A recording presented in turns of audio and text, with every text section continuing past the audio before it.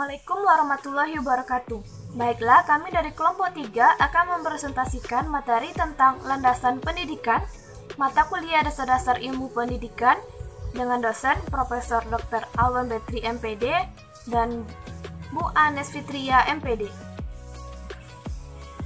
Anggota kelompok 3 terdiri dari Fadila Ulfa, Hadid Ahlul Fathal, dan saya sendiri Nadia Nilam. Saya Nadia Nilam akan membahas materi awal tentang landasan pendidikan. Landasan pendidikan adalah asumsi-asumsi yang menjadi dasar pijakan atau titik tolak dalam rangka praktek pendidikan atau studi pendidikan. Landasan pendidikan itu sangat penting, contohnya saja landasan pesawat.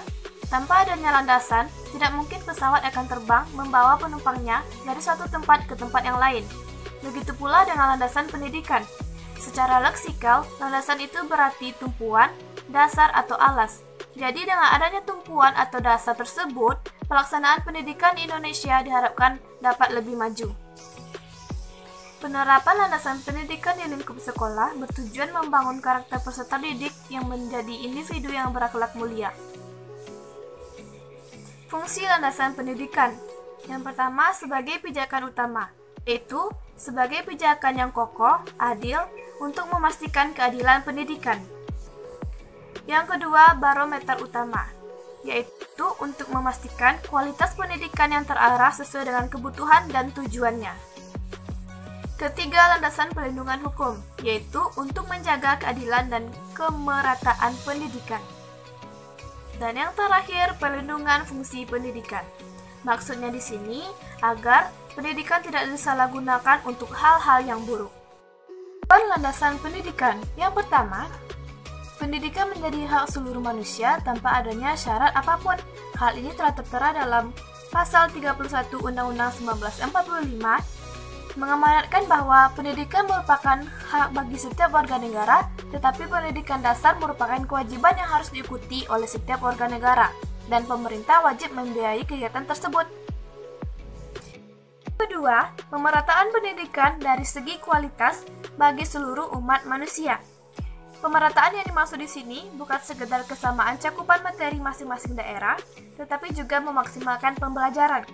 Yang ketiga, terjaganya hak pendidikan bagi seluruh kalangan tanpa terkecuali, seperti pada poin pertama. Dan yang terakhir, pendidikan berfungsi sebagaimana mestinya, yakni memajukan dan membantu manusia dan agar tidak disalahgunakan. Macam landasan pendidikan. Yang pertama, religius, yang bertolak pada ajaran agama. Yang kedua, sosialisasi, yang bertolak pada interaksi antar individu sebagai makhluk sosial. Yang ketiga, kultural, yaitu berakal pada kebudayaan yang ada di Indonesia.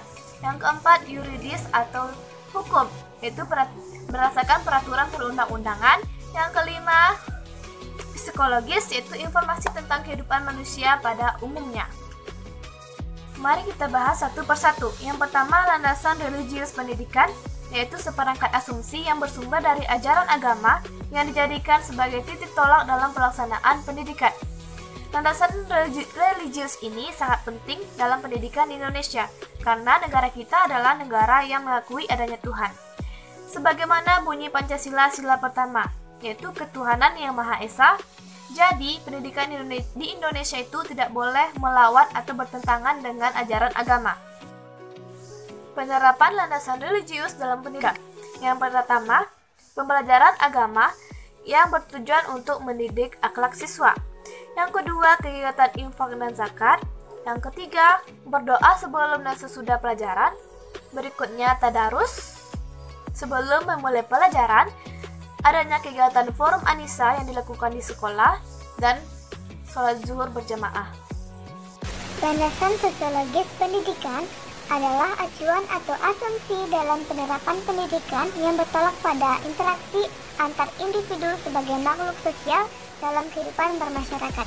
Sosiologis menganut paham integralistik yang berdasarkan norma dalam kehidupan bermasyarakat. Integralistik adalah hubungan antara masyarakat dengan penguasa. Terdapat 4 poin. Yang pertama, kekeluargaan dan gotong royong, kebersamaan, musyawarah untuk mufakat. Yang kedua, kesejahteraan bersama menjadi tujuan hidup bermasyarakat. Yang ketiga, negara melindungi warga negaranya, dan yang terakhir, selaras serasi seimbang antara hak dengan kewajiban. Keempat poin ini memiliki tujuan yang sama, yaitu untuk kesejahteraan. Penerapan sosiologis dalam pembelajaran. Yang pertama, pembelajaran sosial yang membantu siswa untuk bersosialisasi. Yang kedua, melakukan diskusi saat belajar. Dengan melakukan diskusi, siswa dapat berinteraksi antar satu sama lain. Yang ketiga, melakukan pembelajaran dalam kelompok. Yang keempat, kegiatan gotong royong. Dan yang terakhir, pelaksanaan piket. Dan semua kegiatan ini membantu siswa untuk bisa saling interaksi antar satu sama lain. Saya Fadila Ulfa dengan NIM 2103171 dari kelompok 3 mata kuliah Dasar-Dasar Ilmu Pengetahuan sesi 32. Baik, saya akan mempresentasikan tentang landasan kultural pendidikan. Landasan kultural pendidikan adalah acuan atau asumsi dalam penerapan pendidikan yang bertolak pada interaksi antar individu sebagai makhluk sosial dalam kehidupan bermasyarakat. Penerapan kultural dalam pembelajaran yaitu 1. Pembelajaran seni dan budaya, penerapan budaya 5S, gerakan literasi, dan kegiatan ekstrakurikuler. Selain itu, landasan kultural juga adalah kebudayaan nasional sebagai landasan sistem pendidikan nasional. Sistem pendidikan nasional atau Sisidiknas menyatakan bahwa pendidikan berakar pada kebudayaan bangsa Indonesia. Hal itu juga tercantum dalam Undang-Undang Republik Indonesia Nomor 2 Tahun 1989 Pasal 1 Ayat 2. Yaitu karena masyarakat Indonesia sebagai pendukung kebudayaan itu adalah masyarakat yang majemuk, maka kebudayaan bangsa Indonesia tersebut lebih tepat disebut sebagai kebudayaan Nusantara yang beragam. Puncak-puncak kebudayaan Nusantara itu dan yang diterima secara nasional disebut kebudayaan nasional. Selanjutnya, landasan hukum pendidikan.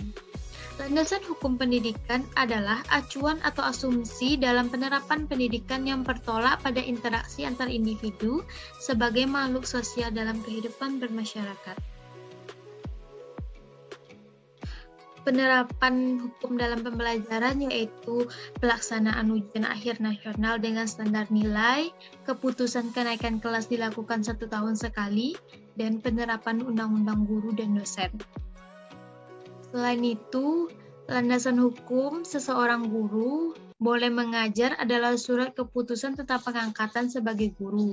Surat keputusan itu merupakan titik tolak untuk guru bisa melaksanakan pekerjaan guru.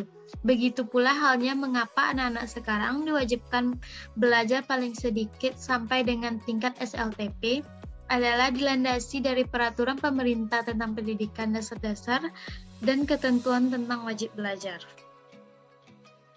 Selanjutnya, landasan psikologi pendidikan. Landasan psikologi pendidikan adalah serangkaian sumber untuk membantu seseorang dalam melaksanakan tugasnya sebagai guru dalam proses pembelajaran secara efektif. Penerapan psikologi dalam pembelajaran adalah seperti adanya guru bimbingan konseling, kebijakan untuk mengumumkan juara di sekolah, pemberian beasiswa kepada siswa yang memiliki prestasi tinggi. Tujuan psikologi sebagai landasan pendidikan adalah 1. Mengenal dan memahami keberadaan setiap peserta didik secara utuh, baik secara individual maupun kelompok. 2. Memperlakukan peserta didik sesuai dengan keadaan jiwa yang dialaminya.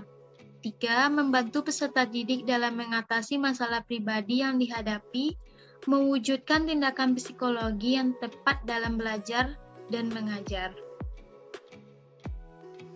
Selain yang disebutkan di atas tadi, landasan pendidikan di Indonesia juga mencakup yaitu 1. Landasan filosofis.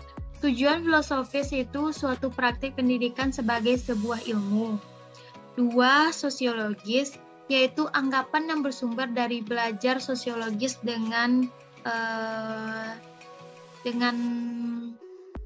tekun. 3. Antropologis, yaitu bersumber dari hasil belajar antropologis.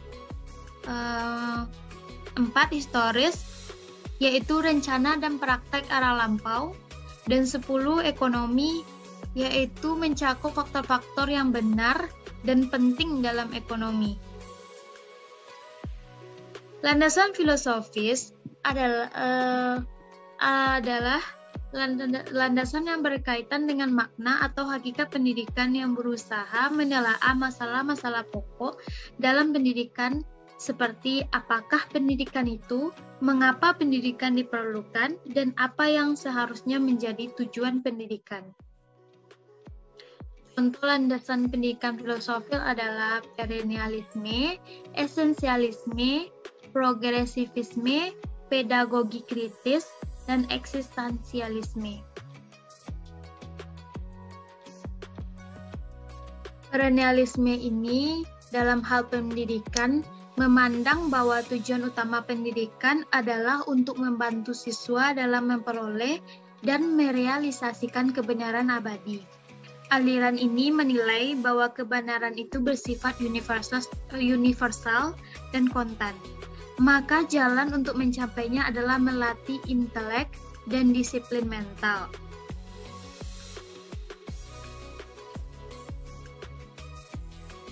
Selanjutnya, esensialisme.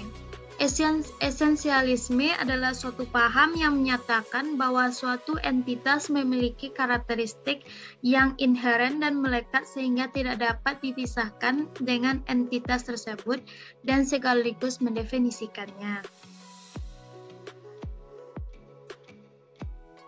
Esensialisme memandang bahwa pendidikan harus berpijak kepada nilai-nilai yang memiliki kejelasan dan tahan lama, yang memberikan kestabilan dan nilai-nilai tertinggi yang tata dan jelas. Selanjutnya, progresivisme. Aliran progresivisme, yaitu progres atau maju, adalah sebuah paham filsafat yang lahir dan sangat berpengaruh dalam abad ke-20. Aliran ini berpendapat bahwa pengetahuan yang benar pada masa kini mungkin tidak benar di masa mendatang. Pendidikan harus berpusat pada anak, bukannya memfokuskan kepada guru atau bidang muatan.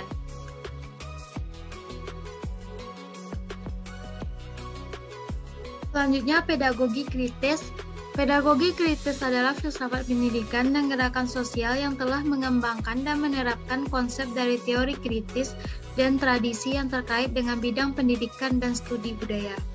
Para pendukung pedagogi kritis memandang bahwa mengajar secara inheren adalah sebagai tindakan politik, menolak netralitas pengetahuan dan bersikeras bahwa isu-isu keadilan dan demokrasi itu sendiri tidak berbeda dari tindakan belajar dan mengajar. Tujuan dari pedagogi kritis adalah pembebasan dari penindasan melalui kebangkitan kesadaran kritis. Ketika dicapai, kesadaran kritis mendorong individu untuk mempengaruhi perubahan dalam dunia mereka melalui kritik sosial dan aksi politik.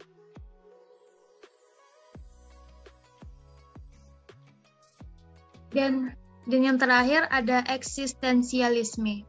Tujuan filsafat eksistensialisme dalam pendidikan ialah menjadikan sekolah sebagai tempat yang memberikan kebebasan serta tidak mengekang dan membelenggu keinginan atau kebutuhan siswa. Kedudukan guru dalam aliran ini sebagai fasilitator yang membimbing siswa dalam proses belajar. Sekian penjelasan dari saya. Terima kasih. Saya dan Al-Fadal akan menjelaskan tentang landasan pendidikan. Yang pertama yaitu landasan sosiologis pendidikan. Adalah seperangkat anggapan yang bersumber dari hasil belajar telaten sosiologis yang dijadikan titik tolak dalam rangka praktek pendidikan. Dalam hal ini, sebagai pendidik kita harus mempelajari masalah sosial semacam individu, masyarakat, dan juga implikasi pada pendidikan. Selanjutnya yaitu landasan antropologis pendidikan adalah seperangkat anggapan yang bersumber dari hasil belajar telaten antropologi yang dijadikan ditolak dalam rangka praktik pendidikan. Selanjutnya yaitu landasan historis pendidikan, merupakan seperangkat rencana dan praktek era lampau sebagai titik tolak sistem pendidikan era kini yang terarah pada era depan. Pendidikan era kini tidak terwujud begitu saja secara tiba-tiba, melainkan merupakan kesinambungan dari pendidikan pada era lampau. Selanjutnya yaitu landasan ekonomi pendidikan. Faktor ekonomi yang benar-benar berkesesuaian bersama pendidikan adalah sumber daya manusia. Oleh gara-gara itu, ditinjau dari sudut pandang ekonomi, pendidikan adalah human investment atau usaha penanaman modal pada diri manusia. Pendidikan diarahkan untuk membuahkan tenaga kerja yang produktif dalam membuahkan barang dan jasa yang diperlukan masyarakat. Selanjutnya yaitu landasan ilmiah pendidikan. Merupakan landasan teori yang digunakan untuk membahas dan mempelajari berbagai ilmu yang terkait negara bersama pendidikan dari segala bidang yang menyeliputinya. Contoh landasan pendidikan ilmiah. Contohnya yaitu landasan psikologis pendidikan, landasan sosiologis pendidikan, landasan antropologis pendidikan, landasan historis pendidikan, dan landasan ekonomi pendidikan. Berikut adalah masing-masing pemaparannya. Yang pertama yaitu asas pendidikan. Asas atau pendidikan merupakan tumbuhan intrinsik pertama, namun sejatinya pendidikan menyangkut banyak umat dan hal yang menaunginya, dan disitulah landasan pendidikan hadir. Asas pendidikan merupakan suatu kebenaran yang menjadi dasar atau tumpuan berpikir, baik pada tahap perancangan maupun pelaksanaan pendidikan. Di Indonesia terdapat beberapa asas yang digunakan dalam dunia pendidikan yang akan dipaparkan pada penjelasan di bawah ini. Satu yaitu asas Tudori Handayani. Asas ini merupakan gagasan yang dikemukakan oleh Ki Hajar Dewantara, seorang perintis kemerdekaan dan pendidikan nasional. Tudori Handayani mengandung arti pendidikan dengan kewibawaan yang dimiliki, mengikuti dari belakang dan memberi pengaruh, tidak menarik dari depan, membiarkan anak mencari jalan sendiri, dan bila anak melakukan kesalahan baru, pendidik membantunya.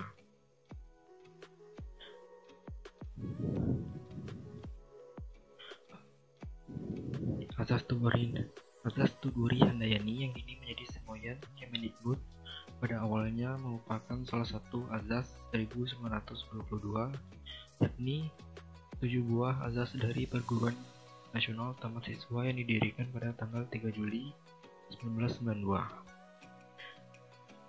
Asas tersebut ialah setiap orang mempunyai hak untuk mengatur dirinya sendiri dengan mengingat tertibnya persatuan dalam dari kehidupan umum. Yang kedua yaitu pengajaran harus memberi pengetahuan yang berfaedah yang dalam arti lahir dan batin dan memerdekakan diri. Pengajaran harus berdasar pada kebudayaan dan kebangsaan sendiri.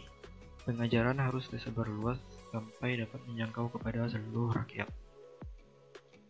Bahwa untuk mengejar kemerdekaan hidup yang sepenuh-penuhnya, lahir maupun batin, hendaknya diusahakan dengan kekuatan sendiri dan menolak bantuan apapun dari siapapun yang mengikat, baik berupa ikatan lahir maupun ikatan batin.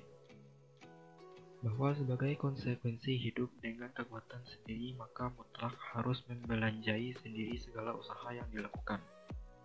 Dalam mendidik anak-anak perlu adanya keikhlasan lahir dan batin.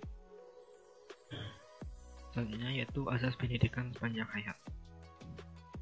Pendidikan sepanjang hayat atau pendidikan seumur hidup dalam proses belajar mengajar di sekolah setidaknya mengemban 2 hal pokok, yakni membelajarkan peserta didik dengan efisien dan efektif, dan yang kedua meningkatkan kemauan dan kemampuan belajar mandiri sebagai basis dari belajar sepanjang hayat.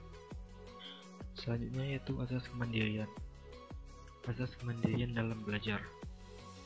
Kemandirian dalam belajar diartikan sebagai aktivitas belajar yang berlangsung karena didorong oleh kemauan sendiri, pilihan sendiri, dan tanggung jawab sendiri.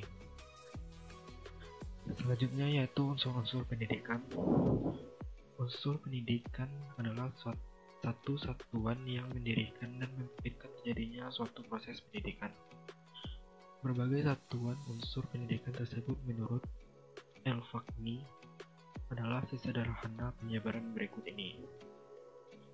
Yang pertama yaitu tujuan pendidikan, peserta didik, pendidik, interaksi edukatif, materi pendidikan, alat dan metode pendidikan, lingkungan pendidikan. Sekianlah materi dari saya. Lebih dan kurangnya saya mohon maaf. Assalamualaikum warahmatullahi wabarakatuh.